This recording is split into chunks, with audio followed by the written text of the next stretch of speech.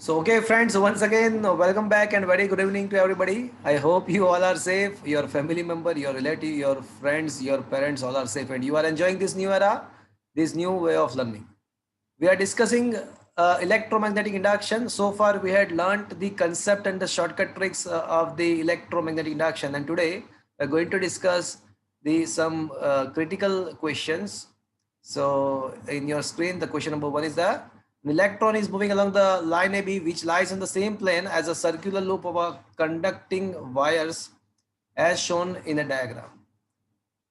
What will be the direction of current induced, if any, in the loop? देखो, electron is moving along the line A B from A to B. तो कोई मुझे बताएगा conventional current कहाँ पे develop होगा? Opposite. अगर electron ऐसे जा रहा है तो ऑब्वियसली जो कन्वेंशनल करंट है वो उसके अपोजिट डायरेक्शन में होगा.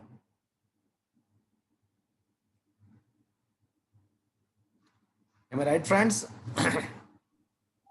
यस। अब देखो क्या होगा कि अब इलेक्ट्रॉन को भूल जाओ, आप ऐसा सोचो कि करंट ही है पिक्चर में, तो करंट का जो डायरेक्शन रहेगा वो ऐसे रहेगा, इलेक्ट्रॉन के मोशन से अपोजिट. बट क्या होगा कि जब वो चार्ज मतलब इलेक्ट्रॉन एंटर होगा, देखो ये मिड पॉइंट है, तो जब वो इलेक्ट्रॉन एंटर होगा तो क्या होगा कि यहाँ पे मैग्नेटिक फील्ड जो है इसके साथ जो लिंक हो रहा है वो मैग्नेटिक फील्ड का इंटेंसिटी बढ़ता जाएगा. क्यों? बिकॉज जैसे जैसे इलेक्ट्रॉन नजदीक आएगा, जैसे जैसे जैसे जैसे अच्छा, इसमें दिखाओ तो आंसर क्या लिखा है इसमें. Let me check. I think it should be D option. It may be A. Let me check.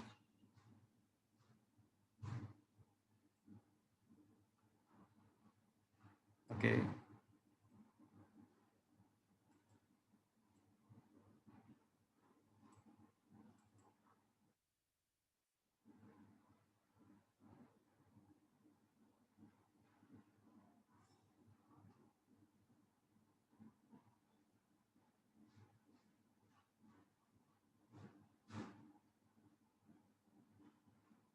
या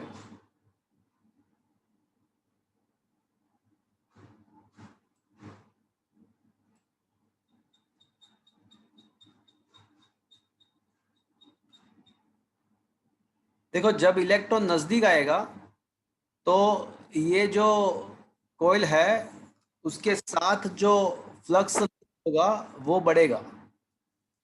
when the electron is approaching towards the point O, तो क्या होगा कि ये जो लूप है उसके साथ लिंक्ड फ्लक्स बढ़ेगा, और जब वो इलेक्ट्रॉन दूर जाएगा, इलेक्ट्रॉन जैसे दूर जाएगा तो फ्लक्स वापस से डिक्रीज होकर जीरो हो जाएगा. बट पहले मुझे ये बताओ कि जब इलेक्ट्रॉन मतलब इलेक्ट्रॉन तो ए टू बी जा रहा है but conventional current B to है, तो जब इलेक्ट्रॉन ए टू ओ जाएगा मतलब करंट इस डायरेक्शन में बढ़ेगा, तो क्या होगा कि जब इलेक्ट्रॉन ए टू बी जाएगा तो करंट बी टू है, बट इनिशियली करंट के वजह से मैग्नेटिक फील्ड बढ़ेगा फिर बाद में डिक्रीज होगा. मतलब यहाँ पे हाफ रीजन के लिए मैग्नेटिक फील्ड इंक्रीज हो रहा है और हाफ रीजन के लिए मैग्नेटिक फील्ड डिक्रीज हो रहा है. तो इसका मतलब क्या हुआ? करंट दो बार जनरेट होगा. Whenever the flux linked with any coil close loop changes the EMF is induced. तो यहाँ पे आधे पार्ट के लिए फ्लक्स इंक्रीज हो रहा है, आधे पार्ट के लिए फ्लक्स डिक्रीज हो रहा है. मतलब दो टाइम फ्लक्स में वेरिएशन है बट अपोजिट डायरेक्शन में. तो इसका मतलब क्या हुआ कि current will change the direction as the electron passes by. So जब इलेक्ट्रॉन पास होगा बीच में से तो उसका ईएमएफ का डायरेक्शन चेंज होगा. तो क्या ये चीज आपको समझ में आई फ्रेंड्स? यस। अगर कांस्टेंट करंट होता, अगर सोचो कि इलेक्ट्रॉन नहीं है, कांस्टेंट करंट फ्लो हो रहा है, तो कोई मुझे बताएगा अगर कांस्टेंट करंट फ्लो हो रहा है सपोज के वायर में से, so what will be the EMF induced in the loop? अगर करंट कांस्टेंट है तो मैग्नेटिक फील्ड भी कांस्टेंट रहेगा, तो मैग्नेटिक फील्ड में कोई वेरिएशन नहीं आएगा. तो अगर कोई वेरिएशन नहीं है तो उसका मतलब ऐसा हुआ कि net EMF is comes out to be 0 अगर करंट होता तो इलेक्ट्रॉन के बदले। चलो क्वेश्चन नंबर 2 पे आते हैं। A copper rod of a length L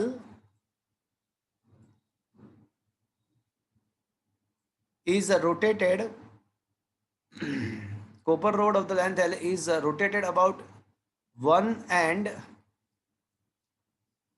with perpendicular to the magnetic field B with the constant angular velocity omega. So what is the induced EMF? तो ये तो हमने डिस्कस किया है, बट वो कौन से पॉइंट के रिस्पेक्ट में along one of its ends exactly. तो ये तो हमारा जो थ्योरी या न्यूमेरिकल है ही हमारे पास, ये तो ऑलरेडी हमको पता है कि भाई अगर कोई रोड है and if it is revolving with respect to the axis passing from its center, if it is passing from its center and if it is revolving with respect to the one of its end, then the EMF induced, as you know, it is a half B omega L square. That is already we had learnt about that, and in fact we had discussed a lot of questions with respect to this concept. Am I right, friends? Yes, sir. ये तो already हमको पता है। चलो question number 3।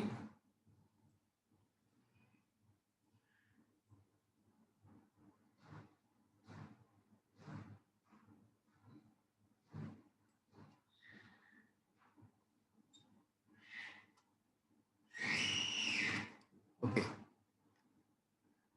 Two different coils, one of a 8 millihenry and the second one is a 2 millihenry.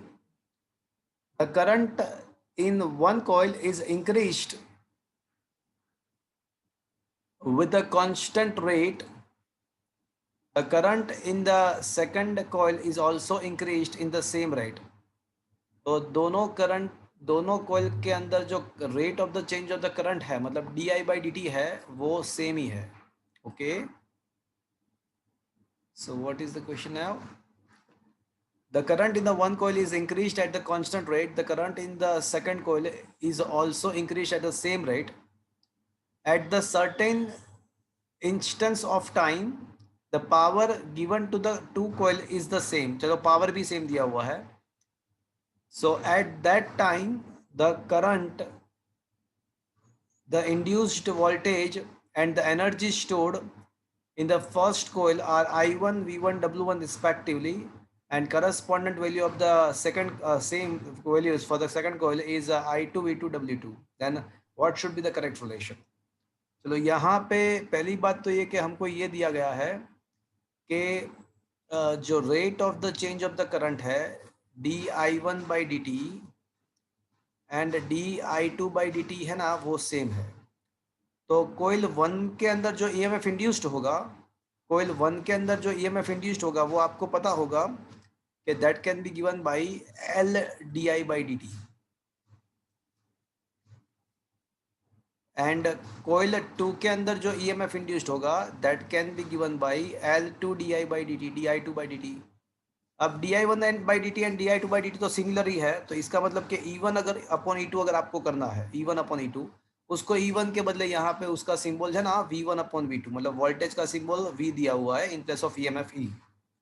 तो that will be equals to L1 upon L2। Why? Because di1/dt and di2/dt are the similar, and L1 and L2 we had given, that is 8 and 2, so it is comes out to be 8/2, that is equals to 4।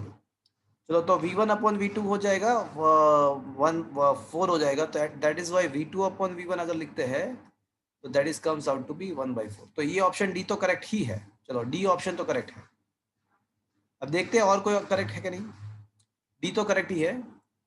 अब हाँ, मुझे find करना है current के बारे में और power के बारे में भी फाइंड करना है। ओके, तो यहाँ पे हमको EMF हमारे पास है, इंडक्टेंस है। अब करंट के बारे में रेजिस्टेंस कुछ दिया हुआ है? Is there anything mention for the resistance? Sir power given मतलब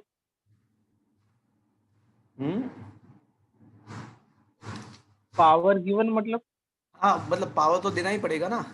अगर आपको कोई भी ये मैं देखो यहाँ पे इंड्यूस्ड, देखो इलेक्ट्रोमैग्नेटिक इंडक्शन का मेन फंडा क्या है कि वहाँ पे जो इलेक्ट्रिसिटी जनरेट होती है वहां पे जो इलेक्ट्रिसिटी जनरेट होती है वो मुफ्त में प्रोड्यूस नहीं होती है, वो at the cost of the our mechanical power supplied, वो कुछ ना कुछ हिसाब से हमको एनर्जी देना पड़ेगा तो क्रिएट होगा ना।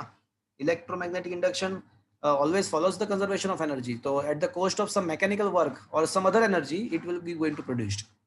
तो यहाँ पे उसी पावर की बात है, हमको कुछ ना कुछ तो पावर देना पड़ेगा, और उसका पावर का फॉर्मूला है, हमने प्रूव किया था कि B square V square L square, in the case of rod it was a B square V square L square by R if you remember, but power simply we can say current into the voltage. But my concern is current कैसे मिलेगा, voltage का तो ratio मुझे मिल गया, अब current का कैसे मिलेगा? तो सर dw/dt। हाँ, power is equal to D W by D T, हाँ एग्जैक्टली, चलो एक काम हो गया, सही बात है आपका।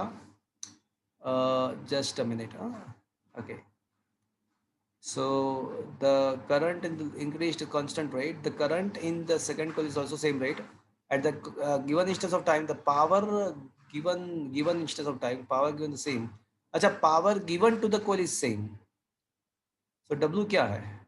अच्छा W तो एनर्जी है, डन। अब यहाँ पे ऐसा दिया गया है कि पावर सेम है ना, तो पावर सेम है, इसका मतलब क्या हुआ कि V1I1 is equals to V2I2, तो इसका मतलब ऐसा हुआ कि I1 अगर अपॉन I2 आपको करना है तो आपको उल्टा करना पड़ेगा, तो आपको करना पड़ेगा V2 अपॉन V1, तो I1 upon I2 is equals to V2 upon V1 and that is comes out to be 1/4 once again, so I1 upon I2 1/4 is also the true answer. चलो ये भी सही है, तो ये तो गलत हो जाएगा। अब W क्या है, तो W एनर्जी है, तो एनर्जी का फॉर्मूला क्या है भैया? चलो कोई बताएगा मुझे, what is the formula of the energy in the inductor?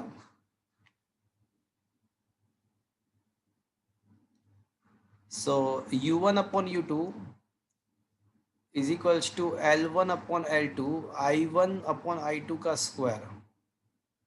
अब L1 upon L2 जो है ना वो 8:4 है, एंड I1 upon I2 जो मिला 1/4 मिला हमको, उसका स्क्वायर, तो ये आपका हो जाएगा 8 डिवाइड बाई 64, 16 4 जा 64, तो सही बात है 1/8 शुड बी द आंसर। तो आपका जो W 1/W2 है ना, U1 upon U2 के बदले यहाँ पे W1 upon W2, so W1 upon W2 is a 1/8, so W2 upon W1 will comes out to be 8:1।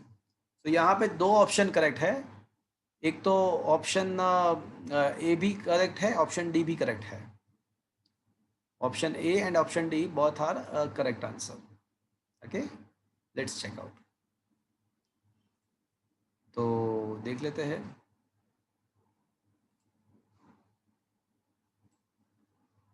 देखो क्रिटिकल में क्वेश्चन नंबर कौन सा था, ये रहा क्वेश्चन नंबर 3 था ना, तो यहाँ पे ए सी डी 3 ऑप्शन बता रखे हैं, A, C and D, so A, C and D, all the 3 options are correct. Let's check out whether we had made some mistake.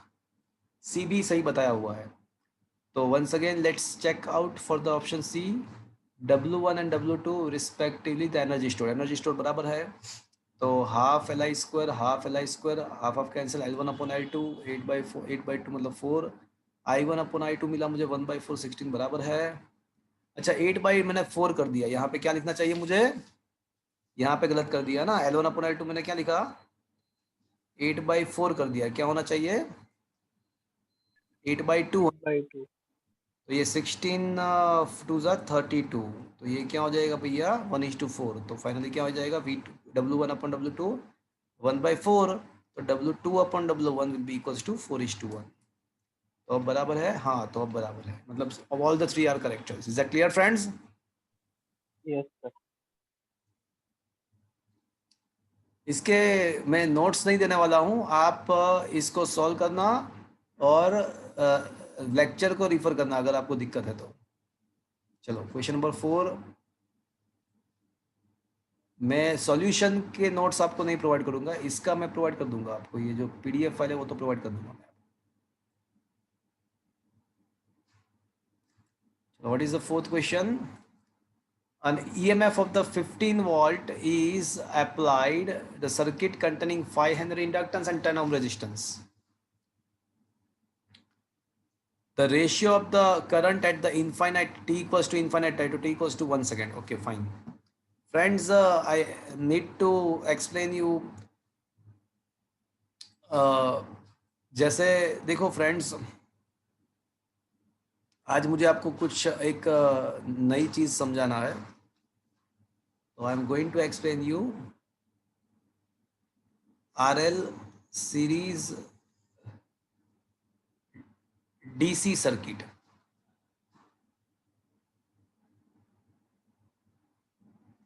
तो एक नई चीज़ मैं आपको अभी सिखाने वाला हूँ। ओके, तो अगर हम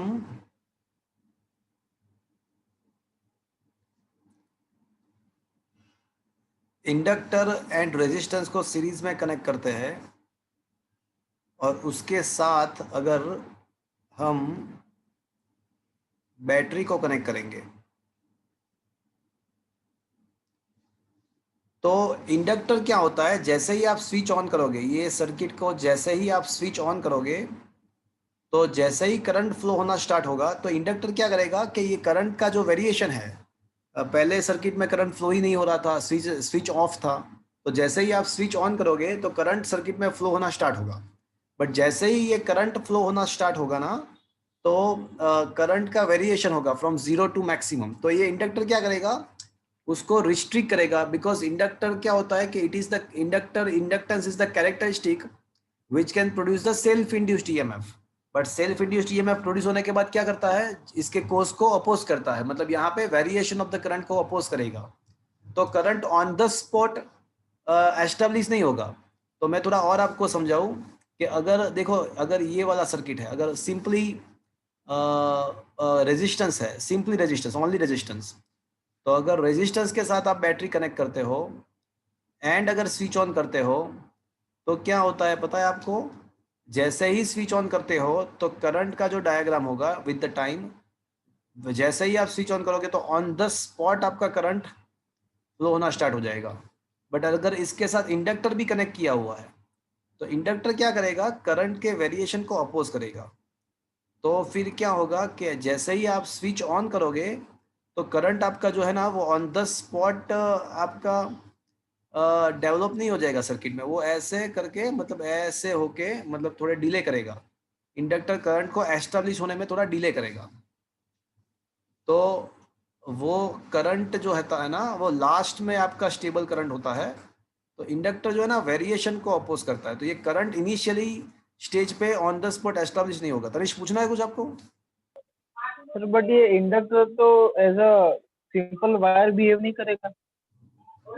हाँ, अ, हमने डीसी एसी सर्किट जब पढ़े थे, एसी सर्किट, तो उसमें एक क्वेश्चन था कि अगर हम डीसी सोर्स सप्लाई करते हैं, तो inductor will behave as a simple conductor, because for the DC source frequency becomes zero, and because of that the inductive reactance xl is equals to omega l is equals to 2 pi fl। तो अगर f को zero कर दो, तो आपका inductive reactance भी zero हो जाएगा। तो इसका इंडक्टिव रिएक्टेंस जीरो हो गया, उसका मतलब कि it is behave like a simple conductor. But this whole thing is for a steady state. जब सर्किट स्टेडी स्टेट अचीव करेगी, उसके बाद आप ये सब अप्लाई कर सकते हो। बट जैसे ही स्विच ऑन करते हो, तो थोड़े टाइम के लिए ट्रांजिशन स्टेट होता है, तो उसमें क्या होता है कि उसके बाद स्टेडी स्टेट आता है। तो ये स्टेडी स्टेट में मतलब वो माइनर माइक्रो सेकेंड्स का होता है। बट उसके बाद आप ये एक फंडामेंटल अप्लाई कर सकते हो कि inductor behave as a pure conductor in the case of DC supply, but after achieving the steady state. Is it clear? Okay sir.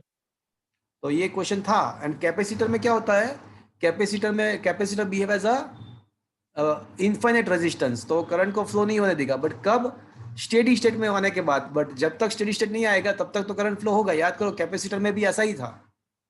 हमने आरसी सीरीज डीसी सर्किट हमने पढ़े थे, कैपेसिटर का चार्जिंग डिस्चार्जिंग हम पढ़े थे, तो उसमें वही तो था कि कैपेसिटर जब तक चार्ज होता है, तब तक तो करंट फ्लो होता है। बट एक बार वो चार्ज हो जाएगा, तो तब वो सर्किट स्टेडी स्टेट अचीव करेगा, तो उसके बाद करंट होना, फ्लो होना बंद हो जाएगा। तो यहाँ पे भी ऐसा ही कुछ है, बट यहाँ पे इनिशियल करंट जीरो है। तो when you switch on the circuit, so after circuit is switched on at t equals to 0 time, तो आपका जो करंट का फॉर्मूला है वो कुछ ऐसा रहेगा, I is equals to I0 e raise to minus T by tau,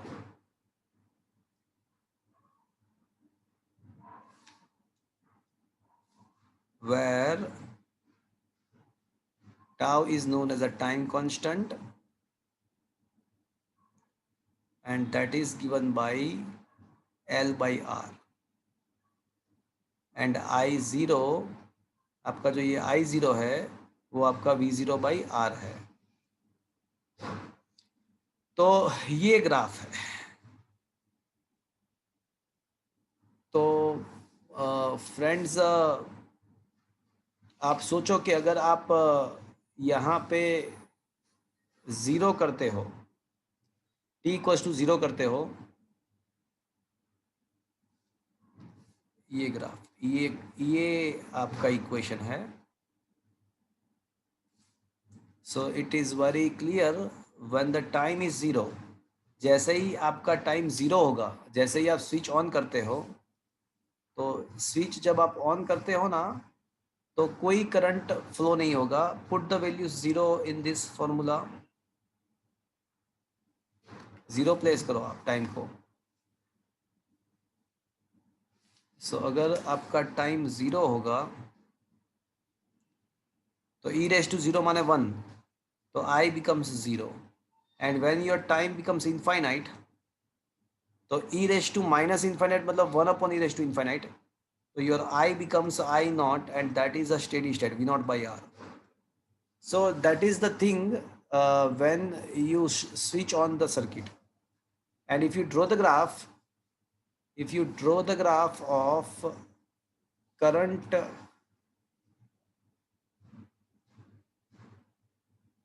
versus time, तो आपका ग्राफ कुछ ऐसे मिलेगा। ओके, और ये आपका स्टेडी स्टेट करंट I0 है, and I0 will be equals to, as I told you, it is a V0 by R. So this is the formula you have to remember जब आप switch on करते हो तो। But case number 2, ये आपका case number 1 हुआ। अब case number 2, already circuit में करंट फ्लो हो रहा है, सर्किट के अंदर ऑलरेडी करंट फ्लो हो रहा है, स्विच आपका ऑलरेडी चालू है, स्विच ऑलरेडी आपने ऑन ही किया हुआ है, करंट ऑलरेडी फ्लो हो रहा है, बट जैसे ही आप उसको स्विच ऑफ करोगे, तो when the switch is of, when circuit is a switch off, तो ये इंडक्टर क्या करेगा पता है आपको? इंडक्टर वो करंट को ऑन द स्पॉट 0 होने नहीं देगा। इंडक्टर क्या करता है? करंट को ऑन द स्पॉट एस्टैब्लिश भी नहीं होने देगा, और स्विच ऑफ करते टाइम वो उसको 0 ऑन द स्पॉट 0 भी नहीं करने देगा, वो ग्रेजुअली 0 करने देगा। तो ये जब सर्किट ऑलरेडी करंट फ्लो हो रहा है, और जैसे ही आप ऑन द स्पॉट सर्किट को डिस्कनेक्ट करते हो, स्विच को ओपन करते हो, स्विच को ऑफ करते हो, तो ये करंट का जो फॉर्मूला है ना वो ऐसे रहेगा, I0 e raise to minus T by tau. तो when the t equals to 0, जैसे ही आप स्विच ऑन करते हो तो ऑन द स्पॉट करंट 0 नहीं होगा, करंट तो I0 ही रहेगा, बट जैसे टाइम इनफाइनाइट जाएगा तो आपका e raise to minus infinite, e raise to 0 बनता है, तो e raise to minus infinite, e raise to minus infinite मतलब 0 हो जाएगा, तो at the infinite time it becomes 0। तो इंडक्टर अगर सर्किट में लगाया हुआ है तो वो क्या करेगा? सर्किट को ऑन द स्पॉट करंट उसको एस्टैब्लिश भी नहीं करने देगा, और वो ऑन द स्पॉट 0 भी नहीं करने देगा। तो चॉक कॉइल, नाम सुना है फ्रेंड्स चॉक कॉइल? ट्यूबलाइट वगैरह में चॉक कॉइल होता है, तो वो क्यों रखते हैं? क्योंकि कोई इंस्ट्रूमेंट को डैमेज से बचा सकता है वो। जैसे ही स्विच ऑन होता है तो क्या होता है कि इंस्ट्रूमेंट में on the spot current establish नहीं होता है, वो ग्रेजुअली जाके वो करंट एस्टैब्लिश होता है। सिमिलरली स्विच ऑफ करते टाइम वो ऑन द स्पॉट, आपने कभी कभी देखा होगा कि आप टीवी ऑफ करते हो ना, तो कुछ उसका जो स्क्रीन है ना, वो कुछ देर के बाद आपको पता चलता है कि 100% वो उसका लाइटनिंग खत्म हुआ। कभी कभी आप देखते हो ऐसा। तो इसका रीज़न ये है कि इंडक्टर क्या करता है कि ऑन द स्पॉट करंट को एस्टैब्लिश भी नहीं होने देगा एंड ऑन द स्पॉट उसको ज़ीरो भी होने नहीं देगा। तो ये दो केसेस है, स्विच ऑन करते टाइम क्या होता है, स्विच ऑफ करते टाइम क्या होता है। तो ये आपको याद रखना है ये फॉर्मूला। तो इसके बेस पे, वैसे कैपेसिटर में भी इसी टाइप के कंसेप्ट हमने करस्पॉन्डेंट चैप्टर में डिस्कस किया था। तो ये फंडामेंटल के रिगार्डिंग जो क्वेश्चन अभी मैं कराने जाने वाला हूँ आपको, वो that is based on this fundamental. तो let's move through this question. तो क्या लिखा है देखो कि जो ईएमएफ है ना वो 15 वोल्ट का है।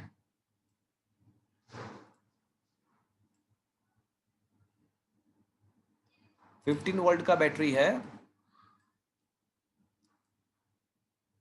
और उसको मैंने 5 हेनरी एंड 10 ओहम के इंडक्टर के साथ कनेक्ट किया हुआ है।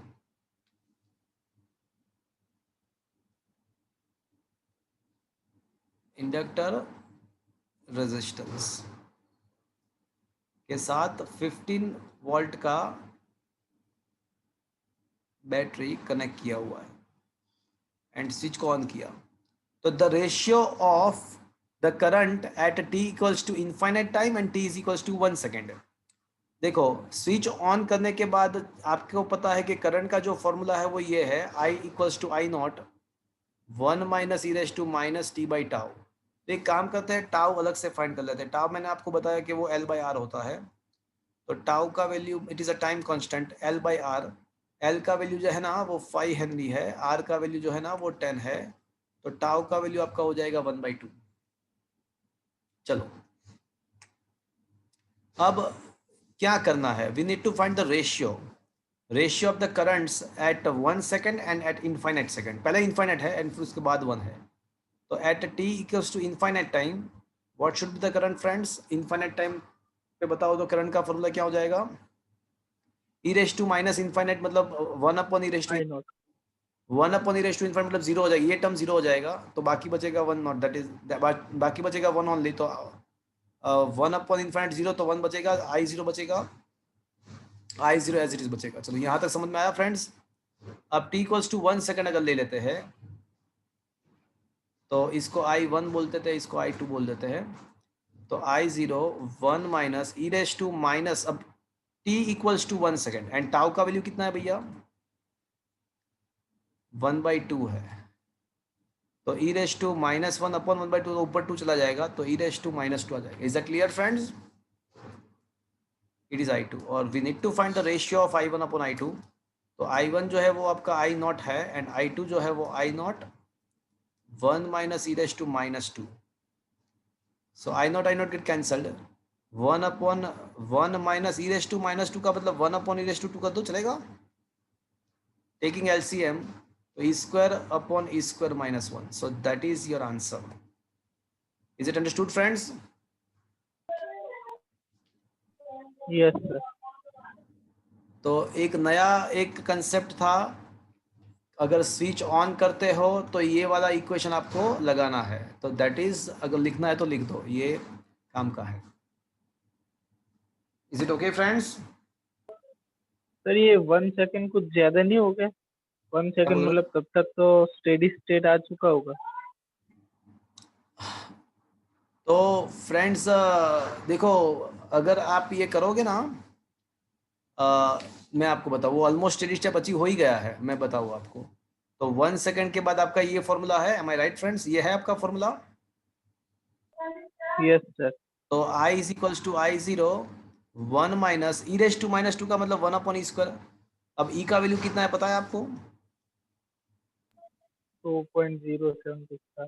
2.7182। अब स्क्वायर का वैल्यू क्या होगा देखो तो, वो 2.7182 का स्क्वायर करो तो क्या मिलेगा आपको,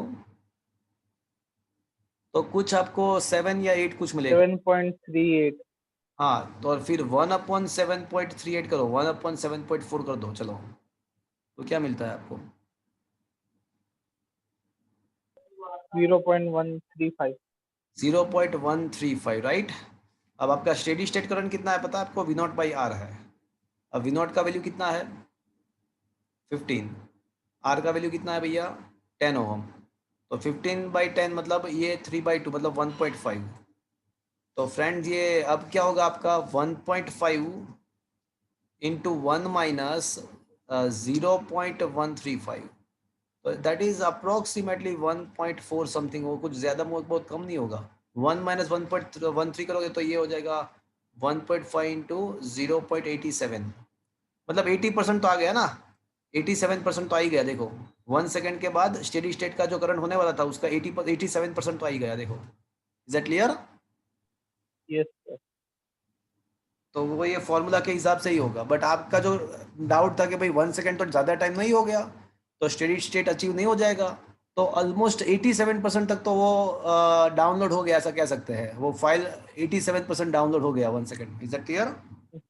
यस सर। और ये इंडक्टर का खुद का अगर रेजिस्टेंस हो तो तो आपको उसको ऐड करने का है। सपोज कैसा दिया है कि भाई inductor is having a 5 Henry inductance and 3 ohm resistance, 3 ohm resistance, तो आपको क्या करना है, ये 10 के अंदर 3 आपको ऐड कर देना है as a simple series combination. तो जहाँ पे ये आर है ना, वहाँ पे आपको क्या करना है, अभी जहाँ पे मैंने 10 लिया है आर का भी, तो वहाँ पे आपको क्या लेना पड़ेगा, 13 लेना पड़ेगा। 13 ओके। इंडक्टर का भी कुछ रेजिस्टेंस है तो।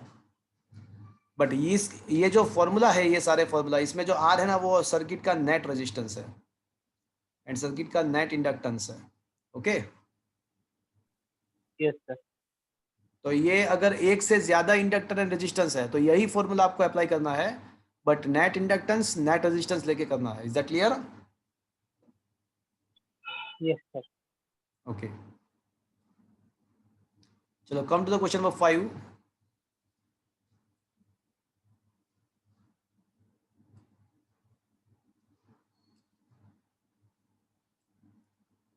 Two conducting circular loops of a radii r1 and r2 are placed in the same plane with the centers coincide, but r1 is much greater than the r2. So here it is given that the two concentric rings of radius r1 and r2 are placed in such a manner that their centers coincide and r1 is much larger than r2. तो friends यहाँ पे करना क्या है, we wants to find the mutual inductance. तो friends mutual inductance में क्या होता है कि कोई भी एक कॉइल में करंट पास करो और दूसरे का फ्लक्स फाइंड करो। तो मैं है ना ये बड़े वाले कॉइल में से करंट पास करूंगा और दूसरे का फ्लक्स फाइंड करूंगा, वो हमारे लिए बेटर रहेगा। क्यों? बिकॉज रिंग के सेंटर पे कितना मैग्नेटिक फील्ड होता है वो हमको पता है, बट अगर मैंने छोटे वाले रिंग के अंदर को करंट को पास किया तो उसके आसपास कितना मैग्नेटिक फील्ड होगा वो मुझे पता नहीं है।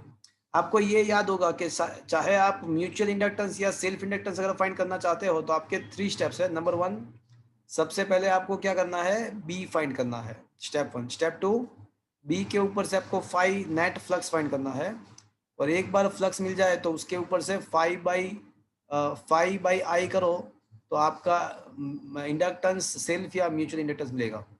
तो यहाँ पे सबसे पहले मैं बाहर के रिंग में करंट पास करूँगा तो उसके सेंटर पे जो करंट फ्लो होगा, उसके सेंटर पे जो मैग्नेटिक फील्ड प्रोड्यूस होगा वो mu naught i upon 2r, ring के सेंटर का मैग्नेटिक फील्ड। अब flux linked with the second coil, मतलब inner coil, it is equals to n a b. तो n is a 1, area is a pi r2 square, अंदर के रिंग का जो एरिया है वो pi r2 square, and b is a b1, b1 is a mu 0 i1 upon 2r1। तो friends ये अगर फाई 2 बाई i1 अगर कर देते हैं, फाई 2 बाई i1, तो फाई 2 बाई i1 को सब जगह इक्वेशन बनाओ तो आपका हो जाएगा म्यू 0 पाई r2 स्क्वायर अपॉन 2r1। तो ये हो गया आपका mutual inductance of the system. तो आप देख के बताओ कि वो किसके ऊपर डिपेंडेंट है म्यूचुअल इंडक्टेंस ये पूरे सिस्टम का। तो पता लग रहा है देख के कि ये जो इंडक्टेंस डिपेंडेंट है M21, it is depend on R2 square by R1. So that is the right choice. Is that clear, friends? Yes sir.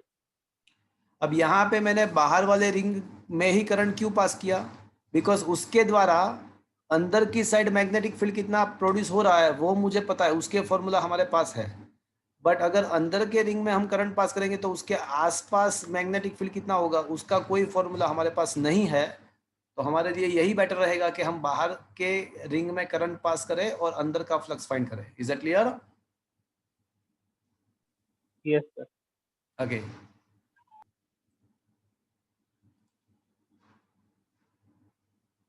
चलो question number 6।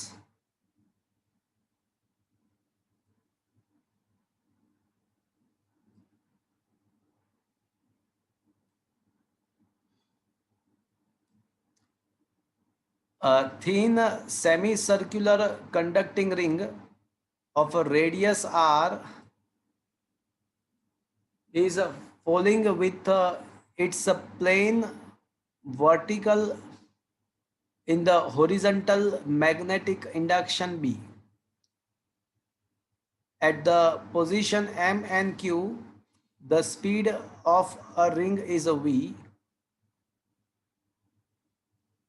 and the potential developed across the ring. देखो friends, मैंने आपको बताया था कि EMF का जो formula है, अगर लीनियर मोशन है तो उसका फॉर्मूला BVL है, where L is the length of a linear wire. तो पहली बात यह है कि ये BVL where BV and L must be perpendicular to each other। देखो, एक पहली बात तो ये है कि BV and L must be perpendicular to each other, and second thing, if they are not perpendicular then we should take the component of them. B, V and L should be perpendicular, number one. Number two, L is the length of a linear wire, or L is the displacement between the two end of the wire.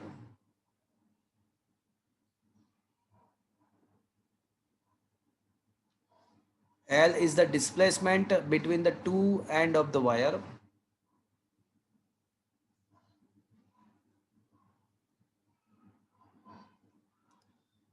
for non-linear wire। तो मुझे ये बताओ कि यहाँ पे हमारा जो wire है वो लीनियर है कि नॉन लीनियर है? बताओ, लीनियर है कि नॉन लीनियर है? ये वायर जो लीनियर। एम एन क्यू है, तो लीनियर है कि नॉन लीनियर है? Non linear. नॉन लीनियर है। तो आपको क्या करना पड़ेगा, फॉर्मूला में उसका क्या लेना पड़ेगा आपको? लीनियर कंपोनेंट मतलब डिस्प्लेसमेंट लेना पड़ेगा। और डिस्प्लेसमेंट उसका जो है ना वो 2r हो जाएगा। क्या मैं ऐसा कह सकता हूँ, अगर रेडियस r है तो डिस्प्लेसमेंट 2r हो जाएगा, ये डायमीटर। तो यहाँ पे ईएमएफ कितना प्रोड्यूस होगा? तो बोले BVL, पर एल के बदले क्या लिखूं मैं? 2r। बोलो, एल के बदले मुझे पाई आर लिखना चाहिए या 2r लिखना चाहिए?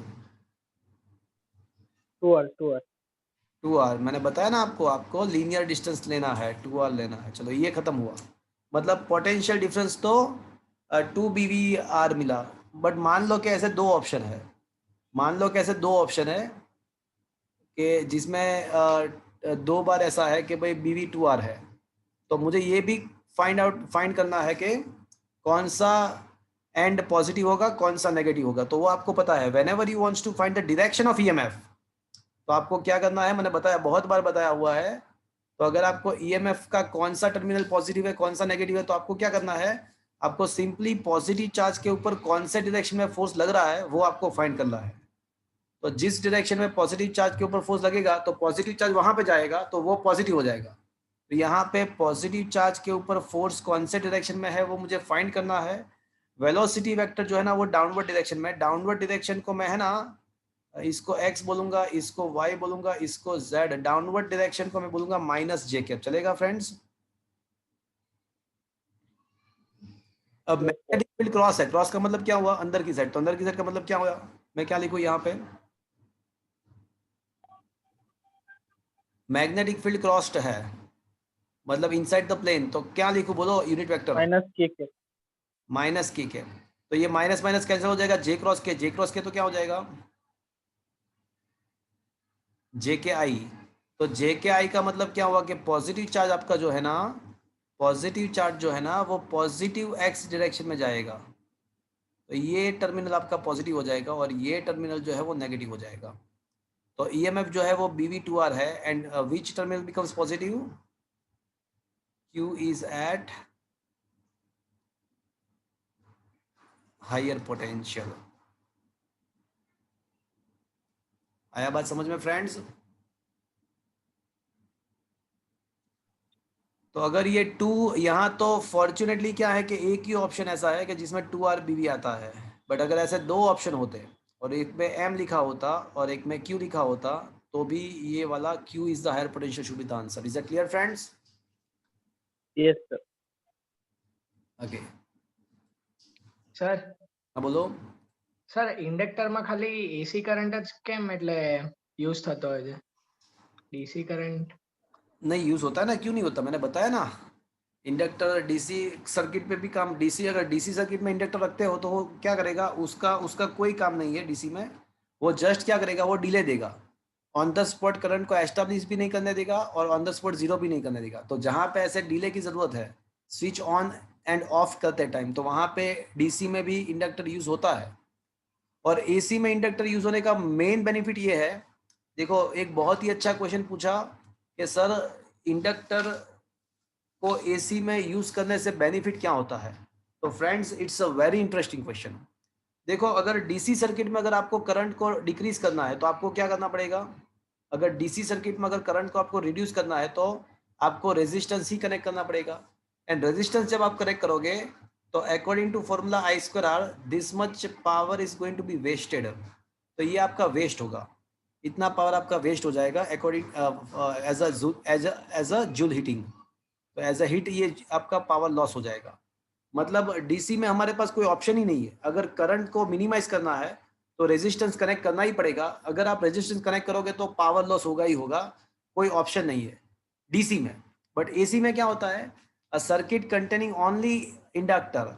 If you remember the circuit containing only inductor, in that circuit you can reduce the current with this formula V by XL, where XL is equals to omega L। तो ये L का value अगर आप बढ़ाओगे तो आपका current reduce हो जाएगा, current को आप कंट्रोल कर सकते हो by increasing the value of the inductance. But याद करो ओनली इंडक्टर में पावर लॉस कितना था, याद है किसी को? पावर लॉस कितना था याद है आपको? Only inductor, half L I square.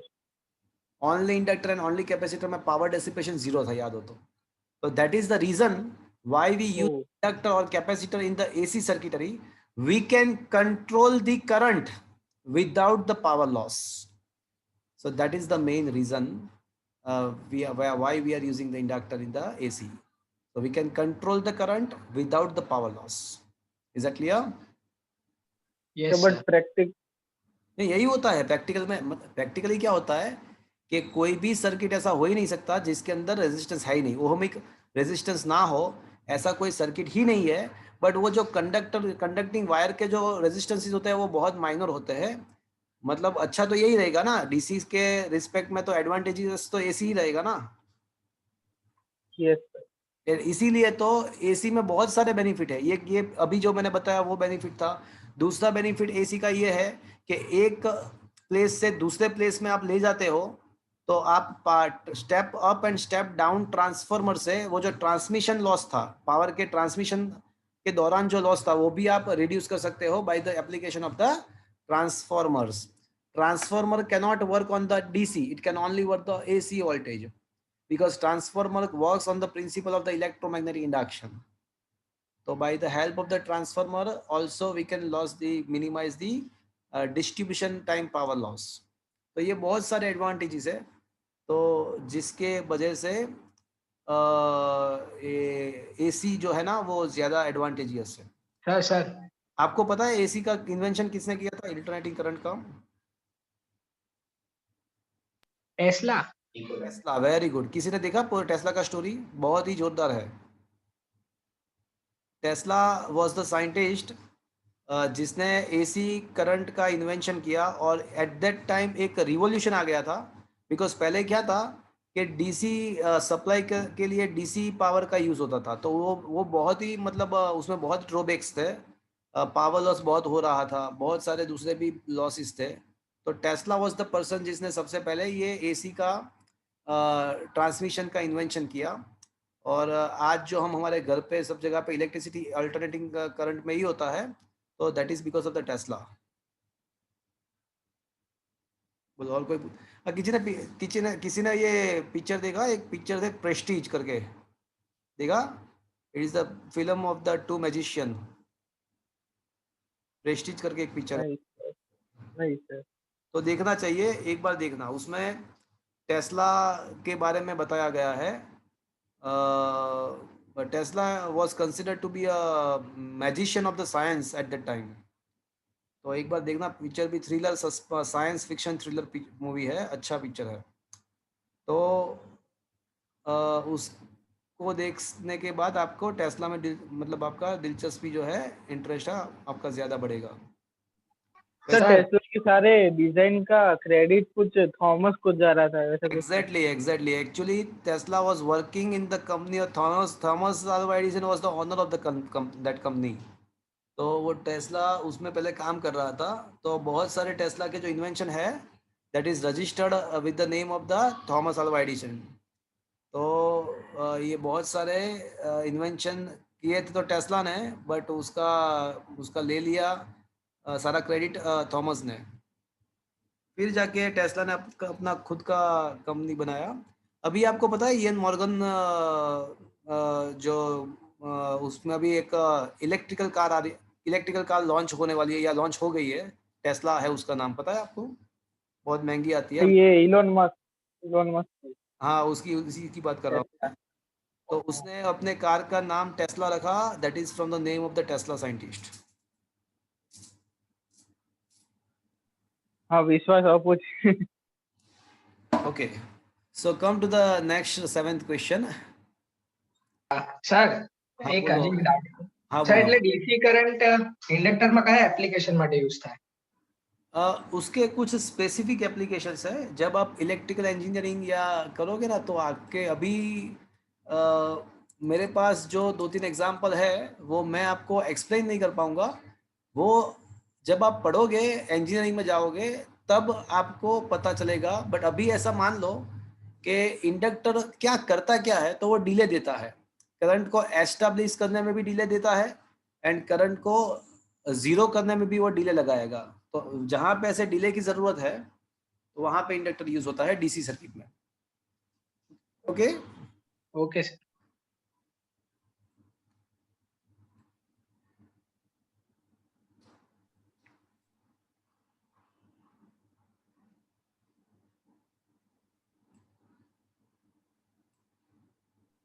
Sir heavy electric અપ્લાયન્સીસમાં કદાચ યુઝ થતું હશે। पॉसिबल, बट उसको अभी सोचने की ज़रूरत नहीं है। अभी जो करना है आपको ये करना है। 7th question, at a place the value of the horizontal component of the earth's magnetic field H. मैं हॉरिजॉन्टल कंपोनेंट को एच के बदले बी एच बोलूंगा, चलेगा ना? वो तो एच लिखो या बी एच लिखो। That is a 3 × 10⁻⁻5 weber per metre square, that is a tesla. A metallic rod AB of a length 2 meter is placed east west। चलो देखो, आपको शायद ये पता होना चाहिए, डायरेक्शंस का नॉलेज आपको होना चाहिए। तो ये जो आपका है वो नॉर्थ है, ये साउथ है, ये ईस्ट है, ये वेस्ट है।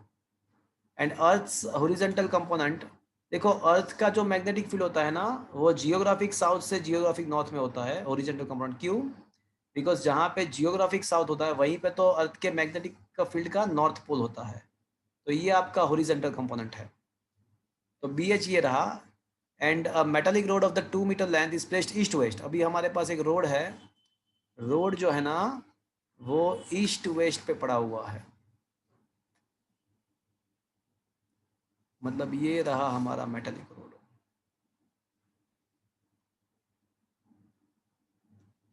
So this one is a metallic rod, is placed in the eastward direction, having the end A towards the east। तो ईस्ट पे एंड A है और यहाँ पे B एंड है। Falls vertically downward.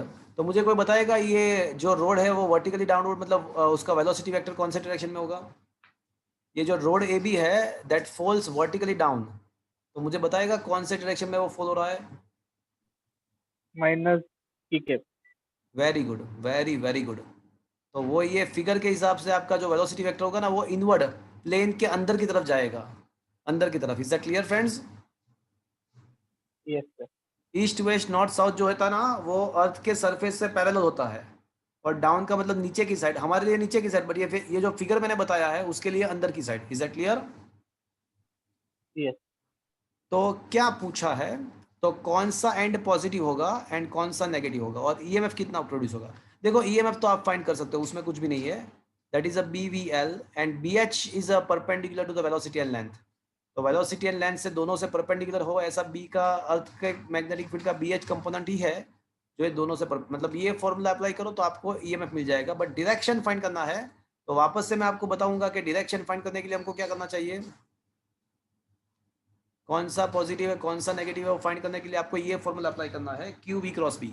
अब पॉजिटिव चार्ज लेना है आपको, वेलोसिटी वेक्टर कौन से डायरेक्शन में है? माइनस के कैप। मैग्नेटिक फील्ड कौन से डायरेक्शन में है? BH। बताओ। Plus J cap.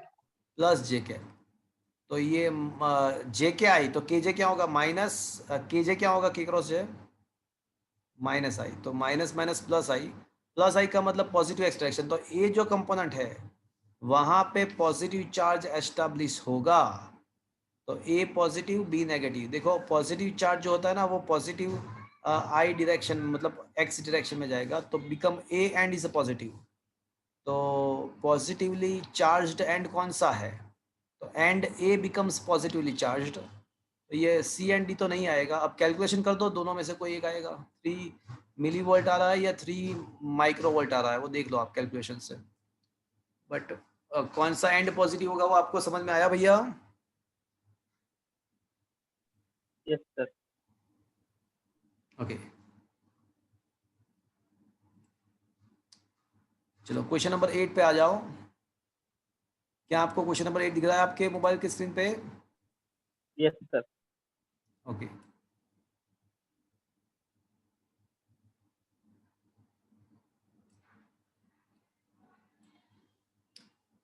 consider the situation shown in the figure. The wire AB is sliding on a fixed rail with a constant velocity. The wire AB is replaced by a semi-circular wire. The magnitude of induced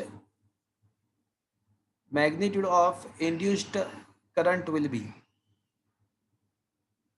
चलो कोई बताएगा?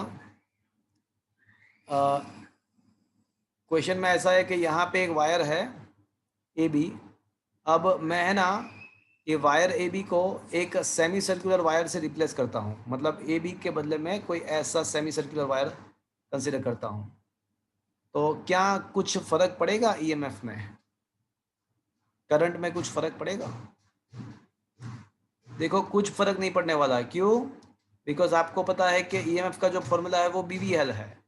तो अगर कोई wire straight है तो उसका length लेना है, अगर वो इरेगुलर है मतलब अगर वो स्ट्रेट नहीं है, लीनियर नहीं है, तो भी उसका क्या लेना है आपको? उसका डिस्प्लेसमेंट ही लेना है। तो ऑटोमेटिकली वो क्या आ जाएगा? वो वाला जो केस है वही वापस आ जाएगा। Is that clear? दोनों हिसाब से सेम ही रहेगा। क्या पता चला आपको मैंने क्या बोला? Yes sir. तो यहाँ पे मुझे लग रहा है कि कांस्टेंट होना चाहिए।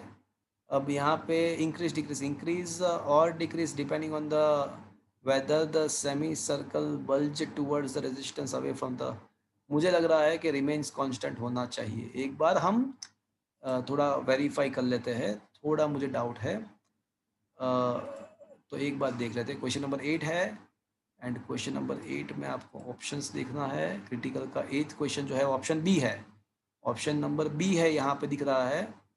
और यहाँ पे क्या है भैया? Option B remains the same. सही बात है। Is that clear friends? Yes. Yes sir. A circular loop of radius r carrying the current I lies in the xy plane. with its center at the origin. The total magnetic flux through xy plane is, तो flux आपको find करना है। एक circular loop है that is carrying the current I, XY plane में पड़ी हुई है।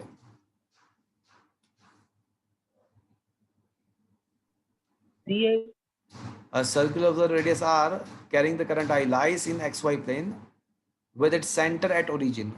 ये origin पे उसका center है। The total magnetic flux through XY plane, तो फ्लक्स आपको फाइंड करना है। तो करंट कैरिंग कॉइल है, हाँ करंट कैरिंग है ना, ये रहा। तो ऑब्वियसली करंट कैरिंग है तो flux is equal to a b cos theta. A का वैल्यू आ जाएगा pi r square and b का जो आ जाएगा वो म्यू 0 आई अपॉन 2 आर आएगा। तो एक आर कैंसिल हो जाएगा आपका, तो फ्लक्स जो बचेगा वो बचेगा आपका mu not pi R I upon 2। तो can I say flux should be directly proportional to resistance.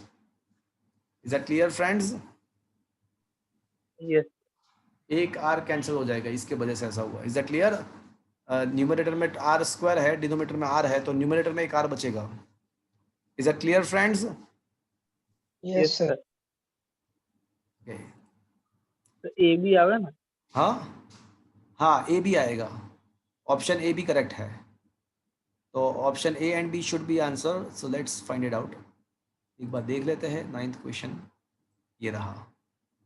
तो क्रिटिकल में जो 9th क्वेश्चन है उसमें ऑप्शन डी दिया हुआ है। 9th में ऑप्शन डी दिया हुआ है और हम क्या लेके आए? अच्छा 0। How is it possible?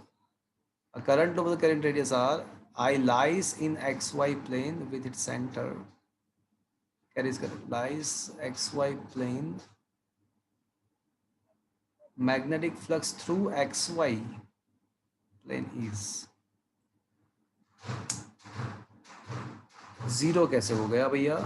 Magnetic flux तो लिंक होगा ही होगा, क्यों नहीं होगा? Through xy plane।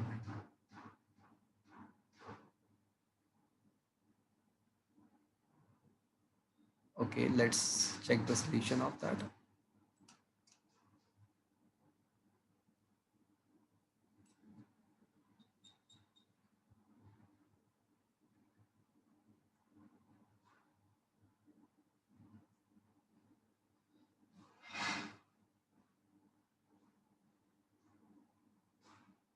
Okay, so here it is. A circular loop behaves as the magnetic dipole whose one surface will be north pole and the other one is a south pole. So therefore the magnetic lines of a force emerge from the north pole will meet at the south pole, hence the total magnetic flux to the xy plane is 0। सही बात है आपका। देखो क्या है, हमने एक गलती कर दिया। यहाँ पे मुझे मैग्नेटिक फ्लक्स फाइंड करना था। कोइल का XY प्लेन के साथ कितना मैग्नेटिक फ्लक्स है वो मुझे फाइंड करना था। तो फ्रेंड्स देखो सीधी सी बात है कि वो जो लूप थी वो as a magnetic dipole behave करेगी। तो क्या होगा भैया कि जितना मैग्नेटिक, मैंने जो फाइंड किया था वो मैग्नेटिक फ्लक्स जो बाहर आ रहा था वो फाइंड किया था, बट कोइल में से जितना मैग्नेटिक फ्लक्स बाहर निकलेगा उतना ही वापस दूसरे साइड से अंदर की साइड जाएगा। तो मतलब ये जो XY प्लेन है तो यहाँ से वो बाहर निकलेगा, बट वही मैग्नेटिक फ्लक्स पीछे की साइड से अंदर एंटर होगा। तो जितना फ्लक्स यहाँ से बाहर निकलेगा उतना ही एंटर करेगा। तो फ्रेंड्स इसका नेट फ्लक्स 0 हो जाएगा। सही बात। अगर आप एक XY प्लेन की ही बात करते हो तो इसी प्लेन में से यहाँ से बाहर निकलेगा और पीछे की साइड से एंटर होगा, तो नेट फ्लक्स बिकम 0। सही बात है। Is that clear friends?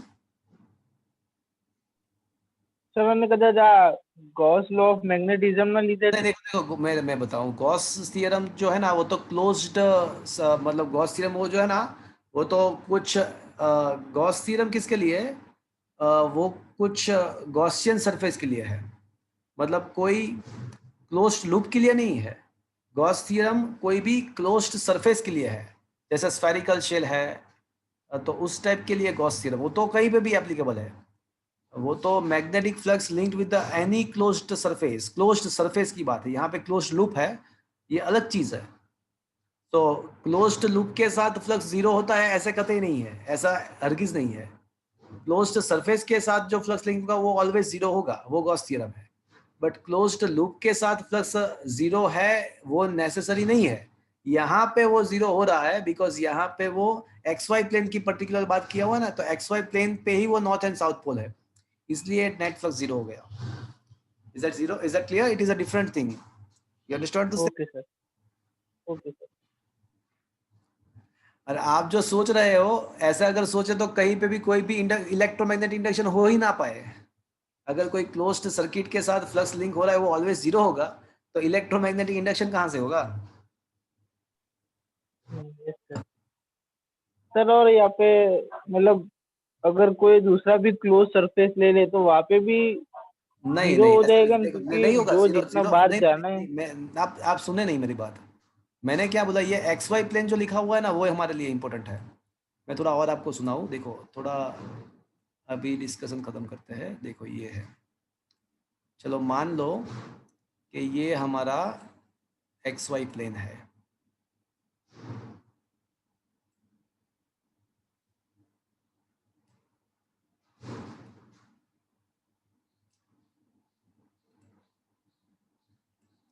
ये मान लो कि हमारा एक्स वाई प्लेन है,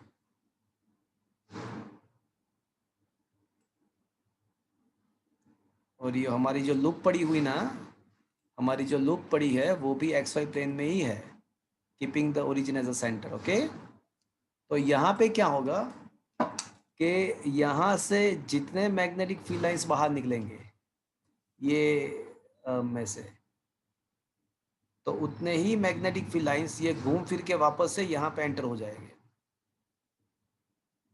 तो ये एक्स वाई प्लेन के साथ what is the net flux enclose with the X Y plane? Zero.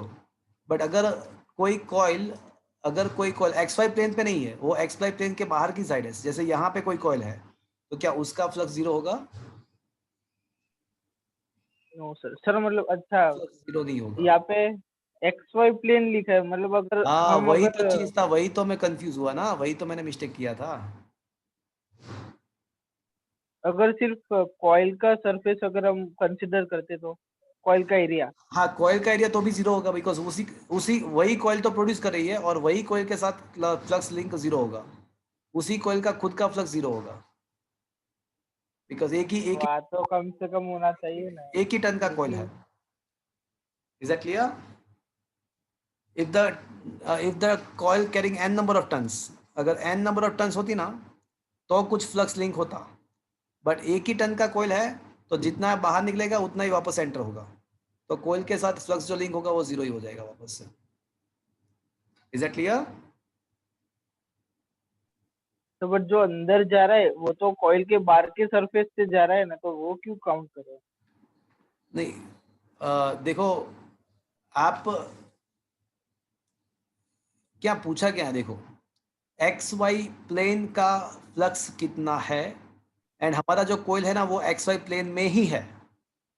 तो अगर आप लिविंग फ्लक्स को पॉजिटिव कंसीडर करते हो तो आपको जो वापस एंटर हो रहा है उसको नेगेटिव कंसीडर करना ही पड़ेगा ना।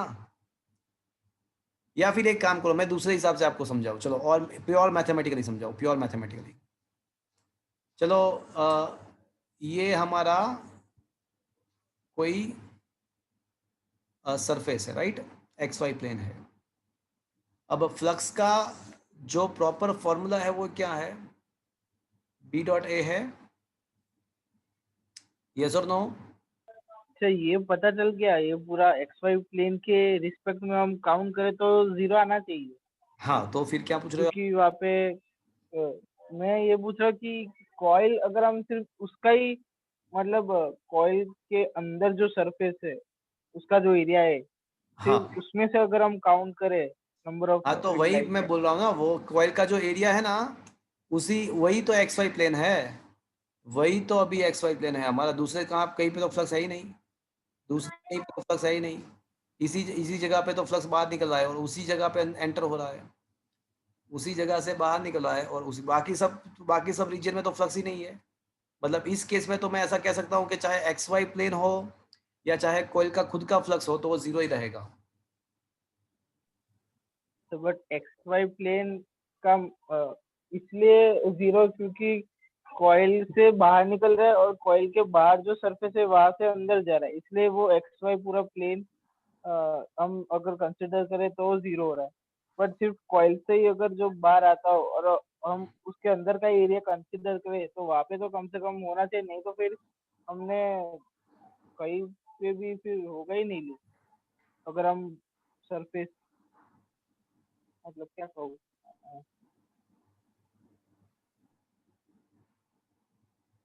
देखो यहाँ पे चीज ऐसी है कि आप वो एक्स वाई प्लेन करो कंसिडर या कोयल का खुद का एरिया कंसिडर करो।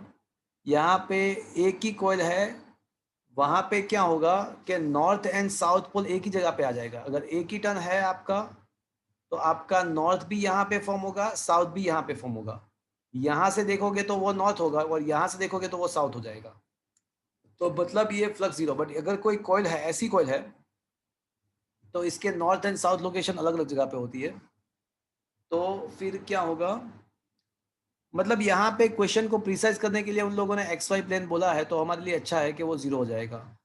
तो आप उसको इंटरप्रेट जैसे भी करना है ऐसे कर सकते हो। मतलब ये एक्स वाई प्लेन लिख के उन लोगों ने ज़्यादा मतलब ऐसा क्वेश्चन को कन्फाइंड किया कि वो जीरो ही करना है हमको। Okay okay sir. चलो, two identical circular loop of a metal wire are lying on the table without touching each other. देखो अब तो यहाँ पे there is a question of two coil and they are not touching each other. Loop A carries the current which increases with the time. So in response the loop B remains stationary, attracted towards A or repelled by A. क्या होगा? और rotate होगा, क्या होगा? Loop A and loop B दोनों identical circular coil है, दोनों को they are lying on the table without touching on each other. अब यहाँ पे भी एक प्रॉब्लम है, कैसे पड़े हुए हैं वो भी इम्पोर्टेंट है। टेबल ना प्लेन में जैसे टेबल है बट वो टेबल पे कैसे पड़े हुए हैं, जैसे ये हमारा टेबल है राइट। तो if this two coils are there तो वो क्या, हॉरिजॉन्टल क्या वर्टिकल है मेंशन नहीं हाँ वो करते। देना पड़ेगा, वही तो बात है। ये ऐसे पड़ा हुआ है या फिर ऐसे पड़े हुए हैं, वो देना पड़ेगा। अगर ऑन अ टेबल लख्યું છે તો કદાચ આપણે કન્સિડર કરી શકીએ दोनों કે ऑन द टेबल ही होगा ओरिजिन। ना, दोनों ऑन द टेबल ही दोनों होगा, हाँ दो ये भी છે होगा ना, उसमें क्या है। સર, નકર તો મેન્શન કરે જ કે વર્ટિકલ છે, બાકી તો આપણે હોરિઝોન્ટલ જ કન્સિડર કરવું तो પડે। फिर कुछ होगा ही नहीं। अगर हम ऐसा मान ले कि भाई दोनों कॉइल ऐसे पड़ी हुई है तो फिर क्या होगा कि तो सपोज कोई कोई एक कॉइल में अगर हम करंट को पास करते हैं, कोई एक कॉइल को, तो उसमें है ना मैग्नेटिक फील्ड लाइंस ऐसे निकलेगी बाहर और कुछ फील्ड लाइंस यहाँ पे कनेक्ट भी होगी, कुछ फील्ड लाइंस यहाँ पे कनेक्ट होके। अच्छा, अब क्या कर रहे हो आप, अच्छा करंट को इंक्रीज कर रहे हो, सही बात है। अगर आप ये करंट को इंक्रीज करोगे तो क्या होगा कि इसके साथ जो फ्लक्स लिंक हो रहा है वो भी इंक्रीज होगा। तो जो सेकंड कॉइल है वहां पे म्यूचुअल इंडक्टेंस का फिनोमिनन होगा। तो म्यूचुअल इंडक्टेंस का फिनोमिनन होगा तो वो सेकंड कॉइल क्या करने की ट्राई करेगा, वो वेरिएशन को अपोज करने की ट्राई करेगा। तो ये वेरिएशन को अपोज करने के लिए वो क्या करेगा, अट्रैक्ट होगा या दूर रिपल जाएगा। रिपल वो ये फ्लक्स उसमें इंक्रीज हो रहा है तो वो क्या करने का ट्राई करेगा, फ्लक्स को डिक्रीज करने के लिए वो नजदीक जाएगा या दूर जाएगा, दूर दूर।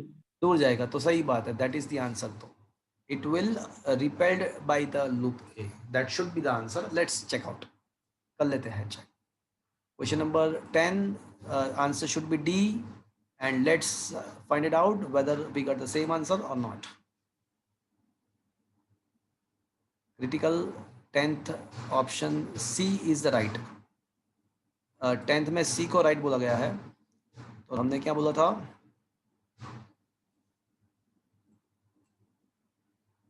हाँ, तो सही बात है ना, repelled by the A, बराबर है, C is the right answer. Is that clear? Yes sir. चलो question number 11. Two coils having the mutual inductance of 0.005 Henry. ये मेरे नोट्स में है, ये क्वेश्चन मैंने जो क्वेश्चन दिए थे उसमें ये क्वेश्चन मैंने दिया था. It is there. A two coil having a mutual inductance of 0.005 Henry.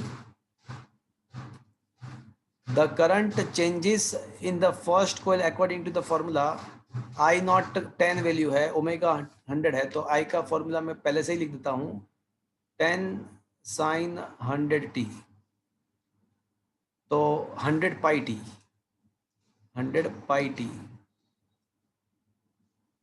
The maximum value of the EMF in the second coil. तो EMF is equals to M di by dt, mutual inductance, mutually induced EMF. M का जो value है वो 0.05 Henry है, 0.005 Henry है, तो 0.005 dt of I का जो वैल्यू है वो 10 sin 100 pi t, तो ये 5 into 10⁻⁻3, 10 बाहर निकल के आएगा, एंड साइन का जो डिफरेंशिएशन है वो कोस हो जाएगा, कोस 100 pi t.